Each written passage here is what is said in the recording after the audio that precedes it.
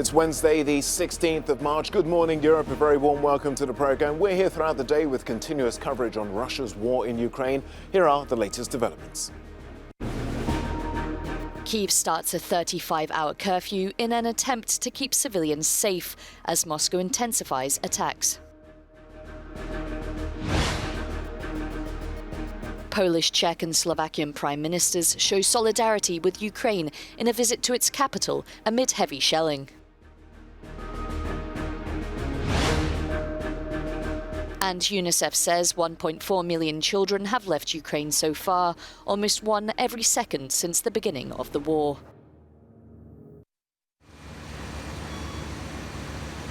These are the deadly scenes Kyiv's mayor is trying to avoid, placing the Ukrainian capital under a 35-hour curfew. People have been told to stay indoors as Russian troops look to encircle the city. Residents had only hours to stock up on groceries and medicines before the curfew came into effect Tuesday night. We arrived from Cherniv. The situation there is much worse. There is no Cherniv, which they have tried to erase from the surface of the earth.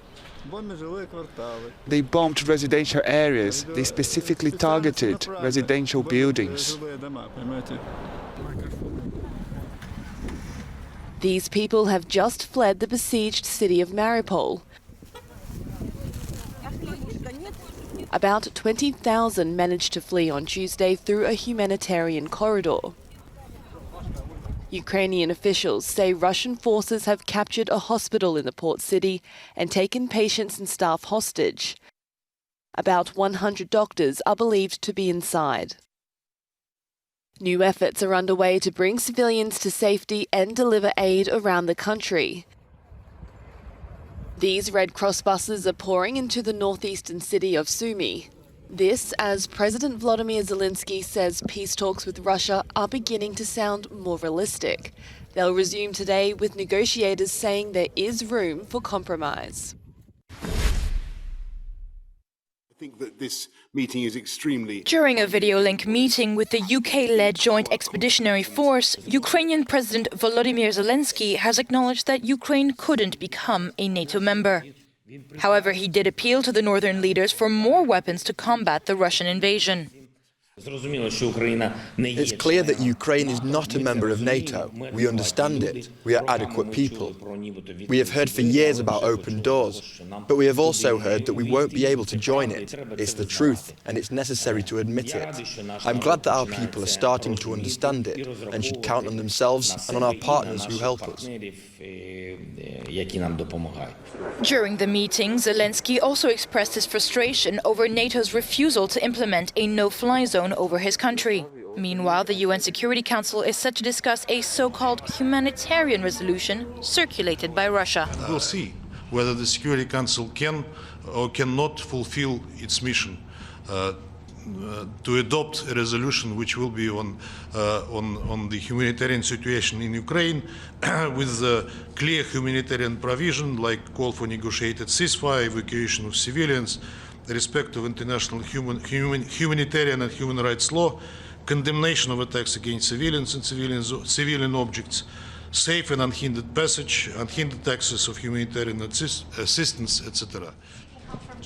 The Russian representative Vasily Nebenzia told reporters that Russia was prepared to support a humanitarian resolution, provided it wasn't an excuse to blame and shame Russia. Ukrainian cities are under unrelenting. Hi, nice to meet you. It was a show of support like no other. Ukraine's embattled President Volodymyr Zelensky declared, with allies like this, we will win this war.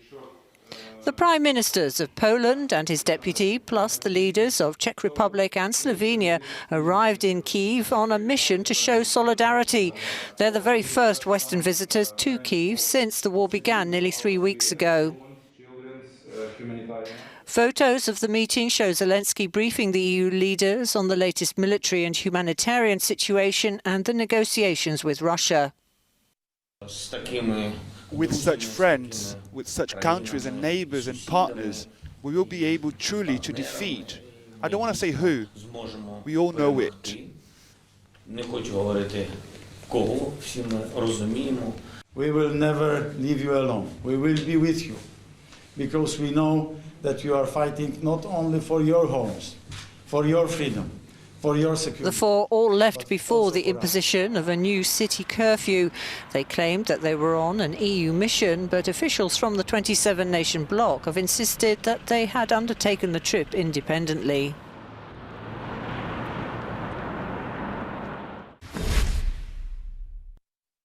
Well, NATO defence ministers are meeting today in Brussels for the first time since the Russian invasion of Ukraine to discuss the medium and long-term objectives for European security.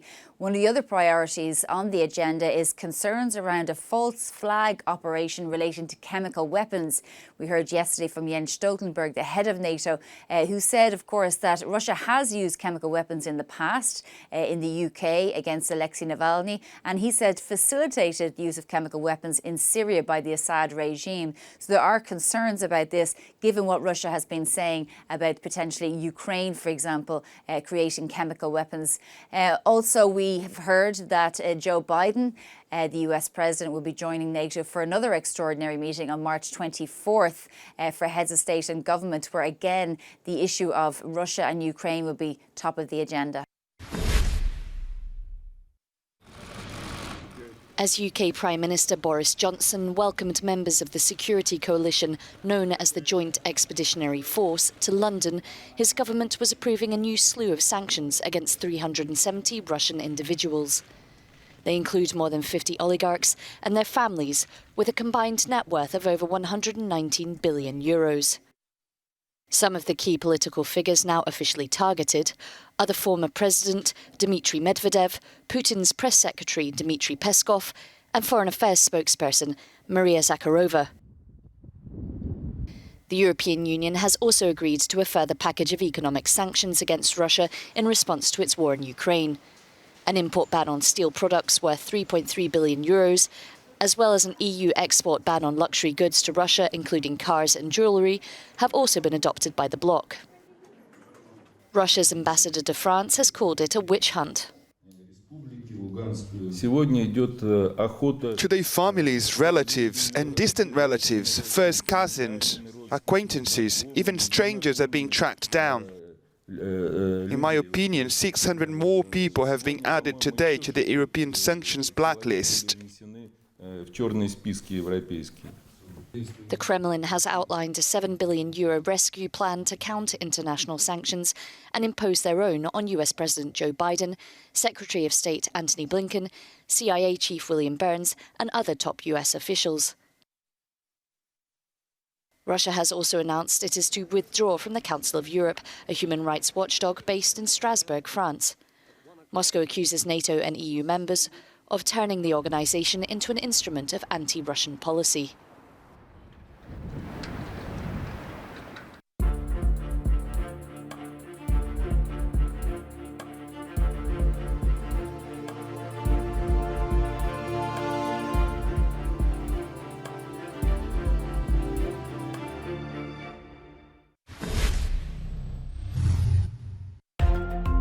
The Eiffel Tower in Paris has grown by 6 metres as vertigo-defying engineers fit a new radio antenna on top of the iconic monument.